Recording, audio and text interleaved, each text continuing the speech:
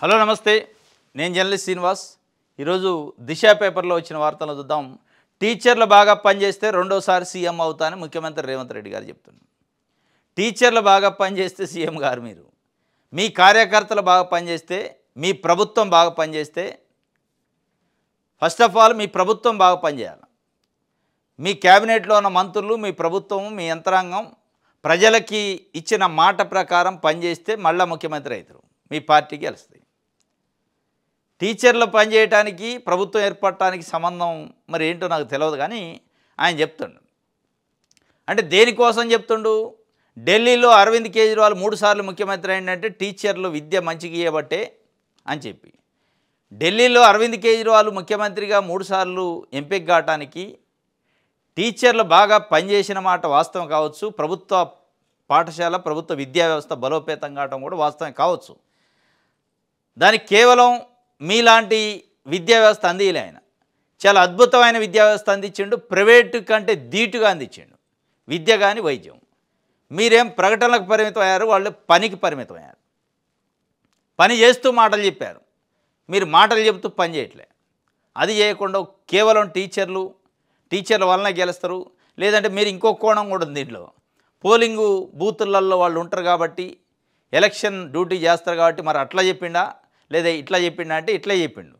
టీచర్లు బాగా విద్యని బలోపేతం చేసి తల్లిదండ్రుల పిల్లలకి ఒక ప్రభుత్వ విద్యపై నమ్మకం కలిగిస్తే నేను మళ్ళా ముఖ్యమంత్రి అయితే అంటే కేవలం ప్రభుత్వ విద్యా విషయంలోనే అరవింద్ కేజ్రీవాల్ కాల. అక్కడ డ్రింకింగ్ వాటర్ ఉచితంగా ఇచ్చిండు, కరెంటు ఉచితంగా ఇచ్చిండు, చాలా అద్భుతమైన పనులు చేసిండు. ఇవన్నీ ఉన్నాయి. ఒక విద్యనే అందించి ఉటికి వెళ్ళలే. మీరు ఆ విద్య కూడా అందిట్లే. ఒకవైపు విద్య అంటున్నారు, ఇంకొక వైపు బెల్ట్ షాపులు నడుతున్నాయి. కొన్ని ఊర్లలో మంచినీళ్ళైనా దొరుకుతాయో దొరకవు, కానీ లిక్కర్ అయితే దొరుకుతుంది. విపరీతమైన లిక్కరు, విపరీతమైన తాగుడు. ఇవన్నీ పెట్టుకొని మీరు విద్య అందిస్తే నేను మళ్ళా ముఖ్యమంత్రి అయితే అంటే కాదు. అది ఫస్ట్ ఆఫ్ ఆల్ మీ ప్రభుత్వం మంచిగా పనిచేయాలి. ఆ మంచిగా ప్రభుత్వం ప్రజలు మెచ్చినట్టు పనిచేయాలి. నిండు గర్భిణులు, పసి సంటి పిల్లలతోని ఈరోజు యూరియా బస్తాల కోసం లైన్లు కడతాము. వాళ్ళు ఓట్లు వేయకుండా టీచర్లు ఉంటే అయిద్దా? ఓట్లు వేస్తారా? యూరియా బస్తాల కోసం చంటి పిల్లల్ని వేసుకొని బాలింతలు, నిండు గర్భిణులు, మహిళలు, వృద్ధులు లైన్లు కట్టి రోజుల తరబడి లైన్లో ఉంటున్నారు. కనీసం దానిపైన రివ్యూ లేదు. మీరు ఇలా నేను మళ్ళా రెండోసారి ముఖ్యమంత్రి అవుతా అంటున్నారు. మీ రెండోసారి ముఖ్యమంత్రి కావాలంటే మీరు పనిచేయాలి, మీ పార్టీ క్యాడర్ని సంతృప్తిపరచాలి, పార్టీ క్యాడర్ పనిచేయాలి. ఫస్ట్ ఆఫ్ ఆల్ యూరియా కోసం లైన్లో నిలబడ్డ రైతుల దగ్గర పోయి అడగండి, రెండోసారి మీరు ముఖ్యమంత్రి అవుతారా లేదా అని అడిగితే చెప్తారు వాళ్ళు. ఇది వారు చెప్తున్నారు. విద్యాభివృద్ధి వల్లే కేజ్రీవాల్ రెండోసారి ముఖ్యమంత్రి అయ్యారు. నాకు స్వార్థం ఉంది, మీతో కలిసి కష్టపడతా, మీరు ఎక్కడికి పిలిస్తే అక్కడికి వస్తా, ఫామ్ హౌస్లో పడుకుంటా, మళ్ళీ సీఎం చేయాలని నేను అడగట్లేదు. గత ప్రభుత్వం విద్యను వ్యాపారంగా మార్చింది. పేదలు రాష్ట్ర తలరాతను మార్చేది చదువు ఒక్కటే. విద్యార్థుల భవిష్యత్తే తెలంగాణ భవిష్యత్తు. మట్టిలో మాణిక్యాలను వెలికి తీయండి. ఉపాధ్యాయ దినోత్సవంలో సీఎం రేవంత్ రెడ్డి గారు. ఇవన్నీ మీరు చెప్పిన నిజమే. పేదలకి విద్యతోనే భవిష్యత్తు ఉంటుంది, విద్యతోనే అభివృద్ధి అవుతారు. కానీ అదే గురుకులాల్లో ఇలా మీరు వెళ్ళి చూడండి. గురుకులాల్లో ఫుడ్ పాయిజన్ అయి పిల్లలు అస్వస్థతకు గురికావటం, సరైన వాటర్ లేవు, తాగటానికి వాటర్ లేవు, వాడుకోవటానికి వాటర్ లేవు, సరైన వాష్రూమ్స్ లేని పరిస్థితి. వాటిని మీరు పట్టించుకోకుండా దానికి స్వయంగా మీరు విద్యాశాఖ మంత్రి, వాళ్ళ ఎడ్యుకేషన్ డిపార్ట్మెంట్ మీ దగ్గరే ఉంది. అయినా కానీ ఎక్కడ వేసిన గొంగడ అక్కడే ఉంది. అది ముందుకి పోవట్లే, వెనక్కి పోవట్లే. ఇంకా అంత ఇంత వెనక్కి పోతుంది తప్ప ముందుకు రావట్లే విద్యా వ్యవస్థ. ఫ్యాకల్టీ యూనివర్సిటీలలో ఫ్యాకల్టీ ఈరోజు నేను రెండోసారి ముఖ్యమంత్రి అయితే అంటున్నారు. కేసీఆర్ను యాగం గట్టింకించిన సమస్యల వలయంలో గులాబీ బాస్ యాగం చేస్తాడట. ఫామ్ హౌస్లో సమస్యలు వస్తే యాగం చేస్తాడు ఆయన. స్పందించడు, మాట్లాడు. సమస్య వచ్చినప్పుడు బయటికి రాడు, మాట్లాడు. కేవలం యాగాన్ని నమ్ముకుంటాడు. యాగం అయితే చేస్తాడు. ఆ యాగం వల్ల అయినా ఇప్పుడు బిడ్డ కొడుకు ఇష్యూ, హరీష్ రావు ఇష్యూ, కేసులు, రకరకాల విచారణల పేరుతోని గందరగోళం ఏమైనా పోద్దాన్ని గట్టెక్కిస్తుందా అంటే యాగాలు గట్టెక్కించు. ఇంకోటి, కేసీఆర్ కొడుకు అయితే సీఎం చేయాలన్నా కేటీఆర్ నాయకత్వాన్ని అస్సలు మేము ఒప్పుకోమంటున్నారు బీఆర్ఎస్ వాళ్ళు. కేటీఆర్ నాయకత్వాన్ని మేము ఎట్టి పరిస్థితుల్లో ఒప్పుకోము. కేసీఆర్ కొడుకు అయినంత అంతలో కేటీఆర్ని ఎట్లా ముఖ్యమంత్రి చేస్తారు అని చెప్పి, ఇది గతంలోది, ఇప్పుడు కాదు. ఇప్పుడు కవితక్క అప్డేట్స్ అని రోజు ఒక అప్డేట్ ఇస్తుంది, లీకులు ఇస్తుంది. కవితక్క అప్డేట్స్ సంతోష్ రావు చేసిన అవినీతి పైన నిన్నిచ్చింది. ఈరోజేమో కేటీఆర్ పైన కొంతమంది బీఆర్ఎస్ పార్టీ నాయకులు హంపీలో అప్పట్లో ఒక నల్గొండ జిల్లాకు సంబంధించి ఒక మాజీ ఎమ్మెల్యే ఇదే మాజీ మంత్రికి సంబంధించి కీలకమైన నాయకుడికి సంబంధించి ఒక ఫంక్షన్ ఏదో జరిగిందట అక్కడ ప్రోగ్రామ్. ఆ ప్రోగ్రామ్ కొంతమంది బీఆర్ఎస్లో ఉన్న ముఖ్య నాయకులను పిలిచిండు. ఆ ముఖ్య నాయకులంతా అక్కడ చేరి గులాబీ పార్టీకి ఓనర్లం మనం, కేటీఆర్ ఎవరు, కేటీఆర్ నాయకత్వాన్ని మనం ఎందుకు సమర్థించాలని మాట్లాడుకున్నట్టు. దాంట్లో హరీష్ రావు ఉన్నట్టు, హరీష్ రావు ఈటెల రాజేందర్ ఉన్నట్టు. కాకపోతే అది ఎప్పుడైతే ముఖ్యమంత్రిగా అప్పుడున్న కేసీఆర్కి తెలిసిందో వెంటనే హరీష్ రావు సరెండర్ అయినట్టు కేసీఆర్కి. నేను మీకు ఎట్లాంటి ద్రోహం చేయను, నేను మీకు లాయల్గా ఉంటా అని చెప్పినందుకు వాళ్ళు అల్లుడు కాబట్టి ఆయన కాపాడిండు, ఈటెల రాజేందర్ని బలి చేశారు. ఇదంతా నా దగ్గర ఎపిసోడ్ ఉందని ఇప్పుడు బయట పెడుతున్నాం. మొత్తానికి బీఆర్ఎస్ పార్టీలో జరిగిన అంతర్గత విషయాలు, కుంభకోణాలు, అవినీతి అక్రమాలు వీటిపైన రోజుకు ఒక లీకులు అయితే చేస్తాను. ఆ లీకులు కూడా కన్వీనియంట్గా చేస్తున్నారు.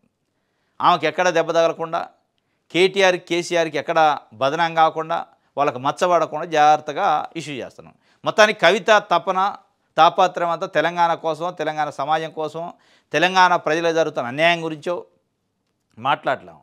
కేవలం అన్న తండ్రి వాళ్ళని కాపాడటానికి, వాళ్ళని ప్రొటెక్ట్ చేయడానికి మాట్లాడుతున్నట్టు ఉంది తప్ప ఆమెని, వాళ్ళ నాన్నని, అన్నని కాపాడుకునే ప్రయత్నంలో ఉంది ఈ అవినీతి అక్రమాలు, ఆ పేరు చెడ్డ పేరు నుంచి తప్ప ఎక్కడో తెలంగాణ సమాజానికి ఈ నష్టం జరిగిందని చెప్పట్లే. మొన్న ప్రెస్ మీట్లో అది చెప్పింది, ఈరోజు అదే చెప్తుంది.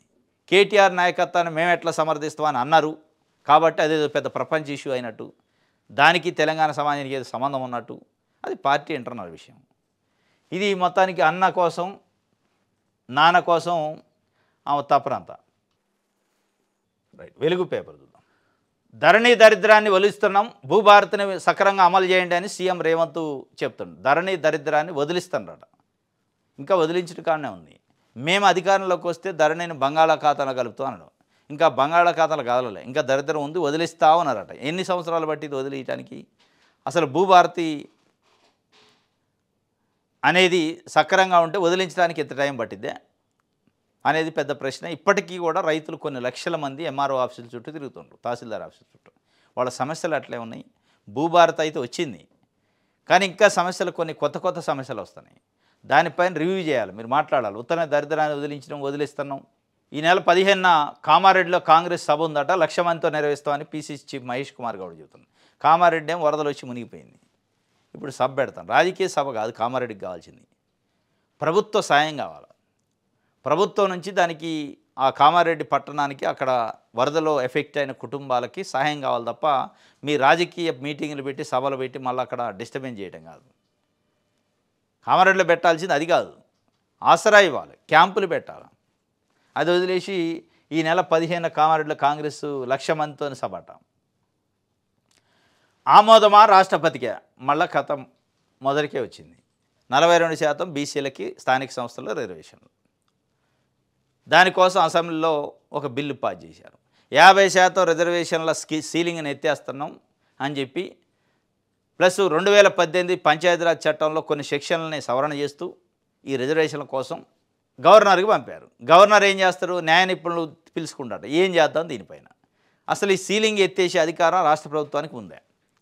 రాష్ట్ర ప్రభుత్వానికి సీలింగ్ ఎత్తేసే అధికారం లేకుండా సభ ఒక బిల్లు పాస్ చేసి నాకు పంపితే దాన్ని ఆమోదించవచ్చా లేదా అనే సంశయాన్ని ఆయన న్యాయ నిపుణుల ముందు పెట్టిండట. ఇక వాళ్ళు అటు ఇటు డిస్కస్ చేస్తారు 2-3 రోజులు. దాని తర్వాత తీసుకుపోయి రాష్ట్రపతి కోర్టులో పడేస్తారు. ఈ బంతి రాష్ట్రపతి కోర్టులో పడింది. ఇక అక్కడ ఇప్పటికే 2 ఉన్నాయి, ఆడ ఆర్డినెన్స్ ఉంది, అంతకుముందు పంపిన బిల్లు ఉంది. వీటన్నిటిని చూపించి హైకోర్టులో పర్మిషన్ అడిగింది ప్రభుత్వం. ఎన్నికలు వాయిదా వేయండి, ఎన్నికలకి ఇంకొద్దిగా టైం ఇవ్వండి మాకు. ఈ టైం ప్రొలాంగ్ అయితే ఉంటుంది.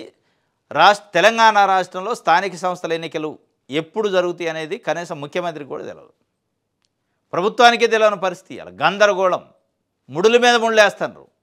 అది పీట ముళ్ళు వేసి అసలు ఇప్పలేని స్థాయిలో దాన్ని తయారు చేస్తున్నారు తప్ప సమస్యని జటిలం అవుతుంది, పరిష్కారం కావట్లే. మొత్తానికి ఆమోదమా రాష్ట్రపతికి అంటే బీసీ బిల్లుల విషయంలో గవర్నర్ నిర్ణయంపై తీవ్ర ఉత్కంఠ. రాజ్భవన్కు లీగల్ టీంను పిలిపించుకొని సలహా తీసుకున్న జిష్ణుదేవ్. గతంలో ఇదే చట్ట సవరణ ఆర్డినెన్స్ను రాష్ట్రపతి పంపిన రాజ్భవన్ ప్రజల కోణంలో ఆలోచించి నిర్ణయం తీసుకోవాలని ఇప్పటికే రాష్ట్ర ప్రభుత్వం విజ్ఞప్తి. రాజముద్ర పడితే బీసీ రిజర్వేషన్లు, లోకల్ బాడీ ఎన్నికలకు లైన్ క్లియర్, లేదంటే ఎస్టీ రిజర్వేషన్లకు ఇచ్చినట్టే ప్రత్యేక జీవోతో ముందుకు వెళ్ళాలని యోచన. ఇక రాజముద్ర పడదు, మనం చూడడం, ఎన్నికలు ఇప్పుడు కావు. అది మనకి కనపడుతూనే ఉండే. ఆంధ్రప్రదేశ్ నాది స్వార్థమే, రెండోసారి ముఖ్యమంత్రి కావాలనుకుంటున్నా, మా బలగం ఉపాధ్యాయులే. మొత్తానికి ఉపాధ్యాయులను నమ్ముకొని రెండోసారి ముఖ్యమంత్రి కావాలనుకుంటుండ్రు రేవంత్ రెడ్డి గారు. కేవలం ఉపాధ్యాయుల్ని, వాళ్ళ పార్టీ నాయకుల్ని, కార్యకర్తలు నమ్ముకోవట్లే, ప్రజలు నమ్ముకోవట్లే, రైతులు నమ్ముకోవట్లే, యువతను నమ్ముకోవట్లే. కేవలం ఉపాధ్యాయులు ఉంటే చాలట, అయిపోతారట. మరి ఎట్టెట్టయితారో ఇక చూడాలి మనం. చంటి బిడ్డల తల్లులు గంటల కొద్దీ క్యూ, పాలిస్తుంది తల్లి, క్యూలో నిలబడ్డది. యూరియా కోసం తప్పని తిప్పలు, ఒక్కరికి ఒక బస్తాని ఇస్తుండటంతో రైతు కుటుంబ సభ్యులందరూ క్యూ లైన్లో పడిగాపులు. బస్తా యూరియా కోసం కొట్టుకున్న మహిళలు, అధికారులు నిలదీస్తే పోలీసులు కేసులు పెడుతున్నారని అన్నదాతల ఆగ్రహం. ఇక డోకా లేదని వ్యవసాయ శాఖ మంత్రి, డోకా లేదంటూనే ఉంటే ఆ లైన్లో ఉండే 10,000 మెట్రిక్ టన్నులు యూరియా వచ్చిందట రాష్ట్రానికి. వచ్చాక ఇక డోకా లేదు, వస్తే అది. గంటల కొద్దీ క్యూ లైన్లు, చంటి బిడ్డలు, తల్లులు, వృద్ధులు. దీనిపైన మీరు ముఖ్యమంత్రిగా రివ్యూ చేయాలి. నేను రెండోసారి ముఖ్యమంత్రి అయితే అని చెప్పటం కాదు. రెండోసారి ముఖ్యమంత్రి కావాలంటే ప్రజలు మెచ్చాలా, మెప్పించాలా, ప్రజలు ఇష్టపడాలా, ప్రజల కష్టాలని మీరు కనిపెట్టాలా. ఏది చూడకుండా నేను ముఖ్యమంత్రి అయితే అంటే ఎట్లయితారు? 6 నెలల్లో ఉప ఎన్నికలు, స్పీకర్ లేట్ చేస్తే మళ్ళీ సుప్రీంకి పోతాం, ఫిరాయింపులపై న్యాయ పోరాటం ఆగదు, పోచారం శ్రీనివాసరెడ్డి ఓటమి తథ్యం, పాలన చేతగాని కాంగ్రెస్ ప్రజలకు క్షమాపణ చెప్పాలి, బీఆర్ఎస్ వర్కింగ్ ప్రెసిడెంట్ కేటీఆర్ చెప్తుండు. 6 నెలల్లోనే వస్తాయట ఉప ఎన్నికలు. ఏది 10 మంది పార్టీ మారిన ఎమ్మెల్యేలు ఎట్టెట్ట వస్తాయి? 2014లో 2018లో కాంగ్రెస్ తెలుగుదేశం పార్టీ నుంచి గెలిచిన ఎమ్మెల్యేలు కూడా బీఆర్ఎస్ పార్టీలో జాయిన్ అయ్యారు. అప్పుడు రాని 6 నెలల ఎన్నికలు ఇప్పుడు ఎట్లా వస్తాయి? ఇప్పుడు ఏమైనా కొత్తగా చట్టాలు వచ్చినాయా అంటే జడ్జిమెంట్లు వచ్చినాయి అంతే, చట్టాలు రాలే. అదే పార్టీ ఫిరాయింపుల చట్టం పాతదే ఉంది. ఆ పార్టీ ఫిరాయింపుల చట్టాన్ని అడ్డం పెట్టుకొని, స్పీకర్ని అడ్డం పెట్టుకొని మీరు 10 ఏళ్ల పాటు ఫిరాయింపు చేసిన ఎమ్మెల్యేల పైన అనర్హత పడకుండా మళ్ళీ వాళ్ళకి టికెట్లు ఇచ్చారు. కానీ ఇప్పుడు మీరు ప్రతిపక్షంలో ఉంటప్పటికీ ఎన్నికలు రావాలి, ఎన్నికలు ఎందుకు రావు, ప్రజాస్వామ్యం పైన దాడి చేశారు, ఎమ్మెల్యేలను కొన్నారు అని అంటారు. మీరు ఏమైనా సుధపూసలు అయితే, మీరు తప్పు చేయకపోతే, మీరు కొనకపోతే, మీరు మంత్రి పదవి లేకపోతే అనుకోవచ్చు. ఇక 6 నెలల ఎన్నికలు వస్తాయట, పోచారం శ్రీనివాసరెడ్డిని ఓడిస్తారట, 10 మంది ఎమ్మెల్యేలను ఓడిస్తారట. అంత సినిమా ఇప్పుడు ఉందా మీకు బీఆర్ఎస్ పార్టీ? ఇప్పుడున్న పరిస్థితులలో అసలు మీరు కంటెస్ట్ చేసే పరిస్థితుల్లో ఉన్నారా అనేది కూడా ఒక ప్రశ్న. కవిత ఎపిసోడ్ కానీ, హరీష్ రావు ఎపిసోడ్ కానీ, పార్టీలో అంతర్గత కుమ్ములాట్లు కానీ ఇవన్నీ చూస్తుంటే అసలు పార్టీ క్యాడరే ఒక గందరగోళం ఉంది. ఈ గెలుపు దాగబోయారు. మరి ఇది ఎట్లెట్లా అంచనా వేస్తారో తెలియదు. అంటే కాంగ్రెస్ పార్టీ పరిపాలన పైన, ప్రభుత్వం పరిపాలన పైన వ్యతిరేకత ఉంది అనేది అనుకుంటున్నారు. వ్యతిరేకత ఒకటే చాలదు, గెలవటానికి కేవలం వ్యతిరేకత ఉంటే ఇక ఆ వ్యతిరేకత ఉంది కాబట్టి నాకు ఓటేస్తారంటే కూడా కుదరదు. మీకు ఓటేసే అర్హత, మీకు ఓటేయాలనే ఆలోచన, ఆ నమ్మకాన్ని, విశ్వాసాన్ని ప్రజలు కల్పించాలి. కాంగ్రెస్ పార్టీ 2014, 2018లో అదే మిస్ అయింది. 2018లో కాంగ్రెస్ పార్టీ దాన్నే నమ్ముకుంది. కేసీఆర్ పాలన పైన వ్యతిరేకత ఉంది కాబట్టి నాకు ఓటేస్తారు అనుకోను. వేశారు ఓట్లు. అసలు మీకు ఆ పొటెన్షియాలిటీ ఉండాలని నమ్మలే. 2018లో వేయలేదు, 2023కి వచ్చేసరికి వ్యతిరేకత తీవ్రమైంది. At the same time potentiality Congress పార్టీకి అనివార్యంగా వేయాల్సిందే అనే పరిస్థితి వచ్చింది. అది వస్తే తప్ప ఉట్టినే ఉప ఎన్నికలు వస్తే మేము గెలుస్తాం, ఉప ఎన్నికలు వస్తే 6 నెలల్లో అంటుండు. అంటే సుప్రీంకోర్టుకి వెళ్తారట మళ్ళీ స్పీకర్ లేట్ చేస్తే. మళ్ళీ సుప్రీంకోర్టు ఏం చెప్తే మళ్ళీ టైం పెట్టింది. ఎందుకంటే స్పీకర్ ఒక కాన్స్టిట్యూషనల్ బాడీ, రాజ్యాంగబద్ధ సంస్థ. At the same time court కూడా ఒక రాజ్యాంగబద్ధమైన సంస్థ. ఒక రాజ్యాంగబద్ధమైన సంస్థ ఇంకొక రాజ్యాంగబద్ధమైన సంస్థని ఆర్డర్ చేయలేదు, సూచన చేస్తుంది. అది అంత ఈజీ కాదు ఆర్డర్ చేయడం అనేది. రైట్. ఆంధ్రజ్యోతి చూద్దాం. టార్గెట్ తెలంగాణ, తాజా పరిణామాలని అనుకూలంగా మలుచుకునే దిశగా బీజేపీ అధిష్టానం. బీఆర్ఎస్ బలహీనపడితే బీజేపీ బలం పుంజుకుంటుందనే అభిప్రాయం. 10-11 తేదీల్లో రాష్ట్ర నేతలతో భేటీ, పార్టీ బలోపేతానికి వ్యూహరచన. ఆపరేషన్ ఆకర్షక శ్రీకారం, బీఆర్ఎస్ నేతలను చేర్చుకోవాలని యోచన. ఢిల్లీ కన్సర్న్లోనే రాష్ట్రంలో మొదలుగానున్న రాజకీయ కార్యాచరణ. టార్గెట్ తెలంగాణ అట బీజేపీకి. ఏంటిది టార్గెట్ తెలంగాణ అంటే? బీఆర్ఎస్ పార్టీ వీక్ అయితే బీజేపీ బలపడిద్ది అనుకుంటున్నారట. ఎట్లా బలపడిద్ది? బీఆర్ఎస్ పార్టీ వీక్ అయితే బీజేపీ బలపడవచ్చు, కాంగ్రెస్ కూడా బలపడవచ్చు. ఇక్కడ రూలింగ్ పార్టీ కాంగ్రెస్. బీఆర్ఎస్ బలహీనపడితే కేవలం బీజేపీ బలపడిద్దనే ఈక్వేషన్ ఎట్లయితో మరి వాళ్ళు ఎట్లా ఆలోచిస్తారో అర్థం కావట్లేదు. కానీ తెలంగాణ పరిస్థితి వేరు. బీజేపీకి అంత ఈజీగా అట్రాక్ట్ కారు, సెక్యులర్ పార్టీకి తొందరగా అట్రాక్ట్ అవుతారు. ఇక్కడ సెక్యులర్ పార్టీ అధికారంలో ఉంది, Congress party, ruling party plus secular party. దానికి అట్రాక్ట్ అవుతారు. అది కూడా బలపడింది. కాంగ్రెస్ పార్టీ కూడా బలపడే అవకాశం ఉంది ఒకవేళ నిజంగానే బీఆర్ఎస్ వీక్ అయితే. కేవలం బీజేపీ బలపడింది, ఇక బీఆర్ఎస్ వాళ్ళు మొత్తం బీజేపీలోకి పోవాలని రూల్ ఏం లేదు, చట్టం ఏం లేదు. ఈరోజు రాజకీయ నాయకులు, ఏ రాజకీయ నాయకుడు కూడా దేని కోరుకుంటాడు? ఎవరైనా అధికార పార్టీ పనులు కావాలి. ఎక్కడో ఢిల్లీలో ఉన్న అధికార పార్టీని కోరుకునే బదులు ఇక్కడ రాష్ట్రంలో అధికారంలో ఉన్న పార్టీని కోరుకుంటారు. అదే కదా జరిగేది. ఇంకోటి, అసలు 8 మంది ఎంపీలను గెలిపించింది బీజేపీ పార్టీకి తెలంగాణ. ఏమొచ్చింది? ఏమి రాలే. ఎందుకు వేయాలి ఓటు అనేది కూడా తెలంగాణ సమాజం అనుకుంటుంది కదా. తెలంగాణ ఇప్పుడు నరేంద్ర మోడీ గారు 3వ ముఖ్యమంత్రి అయిన తర్వాత తెలంగాణకి రెండు బడ్జెట్లలో, వాళ్ళు ఇచ్చిన కేంద్ర ప్రభుత్వం ఇచ్చిన బడ్జెట్లలో రెండిట్లలో తెలంగాణకి ఇచ్చిన డబ్బేంది, నిధులేంది చెప్పంటే ఏం చెప్తారు? అంటే కేవలం బీఆర్ఎస్ వీక్ అవుతుంది కాబట్టి ఇక మనం బలపడాలి, ఇక బీఆర్ఎస్లో ఉన్నోడు మన దాంట్లోనే జాయిన్ కావాలని రూల్ ఏమైనా ఉందా? ఎందులో జాయిన్ అవుతారు. కాబట్టి టార్గెట్ బీజేపీ తెలంగాణ టార్గెట్ పెట్టి, మీరు టార్గెట్ పెడితే కాదు, ప్రజలు అనుకోవాలి. మీరు అవసరం వచ్చినప్పుడు టార్గెట్ పెట్టుకొని ఓట్లు వేయించుకొని మేము అధికారంలోకి వస్తామంటే కాదు. ప్రజలు అనుకోవాలంటే ప్రజలకు మెచ్చే పనులు, నచ్చే పనులు చేయాలి మీరు. అసలు మీ పార్టీలో ఇప్పుడున్న ఎంపీలకి, ఎమ్మెల్యేలకి, అధ్యక్షుడికి, ఎవడికోరికి ముఖశోధకాలే లేవు. ఎవరు ఎక్కడ ఉంటారో తెలియదు, ఎవరికి ఏం మనసులో ఉందో తెలియదు. ఒక పార్టీ అధ్యక్షుడిని ఎంపిక చేయడానికే 1 సంవత్సర కాలం పట్టింది మీకు. దీన్ని బట్టి బీజేపీలో పార్టీలో ఇప్పటికే జాయిన్ అయ్యి ఎంపీలు, ఎమ్మెల్యేలు అయిన వాళ్ళే ఒకళ్ళకొకళ్ళు మొఖాలు చూసుకునే పరిస్థితి, మాట్లాడుకోలేని పరిస్థితిలో ఉంది అనేది బయట చర్చ. ఇక అందులో ఎట్లా జాయిన్ కావాలి? బీఆర్ఎస్ పార్టీ నుంచి వచ్చి మళ్ళీ ఇందులో నుంచి అందులో పోయి అంటే పెనెమ్మ నుంచి పొయ్యిలో పడ్డట్టు పోతారా? అంత ఈజీగా బీజేపీకి అట్రాక్ట్ అవుతారా అనేది కూడా ఒక సమస్య. టార్గెట్ అయితే పెట్టుకుందట బీజేపీ. స్థానిక ఎన్నికలు మరింత ఆలస్యం, ఇక దాంట్లో డౌటే లేదు. డౌటే ఉంది. స్థానిక ఎన్నికలు మరింత ఆలస్యం కాబట్టి ప్రతిసారి పేపర్లో వస్తూ ఉంటుంది, వచ్చే నెల మొదటి వారంలో స్థానిక ఎన్నికల నోటిఫికేషను, లేదంటే ఈ నెల చివరి వారంలో స్థానిక సంస్థల ఎన్నికల నోటిఫికేషను. ఆ చివరి వారం, మొదటి వారాలు మారుతూనే ఉన్నాయి, నెలలు మారుతూనే ఉన్నాయి, కానీ ఎన్నికలు జరగట్లేదు. మరింత ఆలస్యం ఉంటుంది. ఇప్పుడు రాష్ట్రపతికి పంపిన బిల్లు, గవర్నర్ దగ్గర ఉన్న బిల్లును చూపించి హైకోర్టులో టైం అడుగుతారు. ఇక దాంట్లో ఏం లేదు. సిఎస్ కార్యాలయం అంధకారంలో ఉన్నట్టుంది. ప్రధాన కార్యదర్శి నుంచి ఇలాంటి ప్రవర్తనను ఊహించలేదు. ప్రమాణపత్రం దాఖలు చేయలేదు, ప్రత్యక్షంగా హాజరు కాలేదు.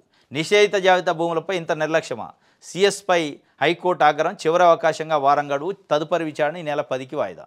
ఇది నిషేధిత జాబితా గురించి. నిషేధిత జాబితా భూముల వివరాలు సేకరించి సబ్ రిజిస్ట్రార్ కార్యాలయంలో అందుబాటులో ఉంచాలన్న హైకోర్టు ఆదేశాలు అమలు చేస్తామంటూ రాష్ట్ర ప్రభుత్వ ప్రధాన కార్యదర్శి ప్రమాణపత్రం దాఖలు చేయకపోవడంపై న్యాయస్థానం ఆగ్రహం వ్యక్తం చేసింది. రాష్ట్ర వ్యాప్తంగా ఉన్న నిషేధిత జాబితా భూముల వివరాల సేకరణను 9 వారాల్లో పూర్తి చేయాలని, ఆయా జిల్లా కలెక్టర్ల ద్వారా ఈ ప్రక్రియను చేపట్టినట్టు 10 రోజుల్లో ప్రమాణపత్రం దాఖలు చేయాలని, అలా చేయకపోతే సిఎస్ ప్రత్యక్షంగా హాజరు కావాలని జస్టిస్ జూకంటి అనిల్ కుమార్ ధర్మాసనం ఆగస్టు 25న ఆదేశాలు జారీ చేసింది.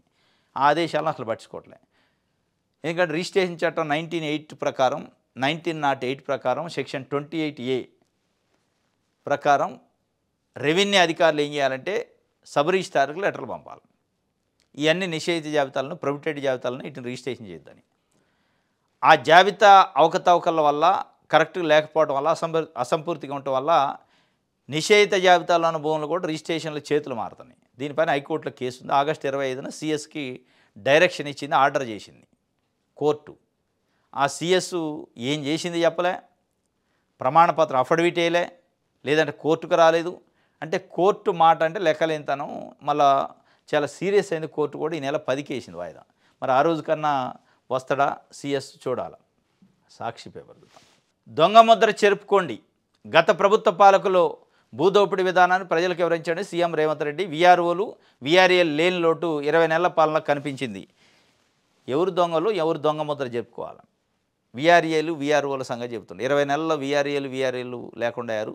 వాళ్ళపైన దొంగ ముద్ర ఉంది, అది జరుపుకొని పనిచేయండి, భూదోపిడీ విధానాన్ని ప్రజలకు వివరించండి అని చెప్పి గ్రామ పంచాయతీ ఆఫీసర్లకు సంబంధించి నిన్న వాళ్ళు ఒక 5,000 మందికి పత్రాలు ఇచ్చారు, అపాయింట్మెంట్ ఆర్డర్స్. ఆ సందర్భంగా చెప్పిండు మీరు మంచి పనులు చేయండి అని.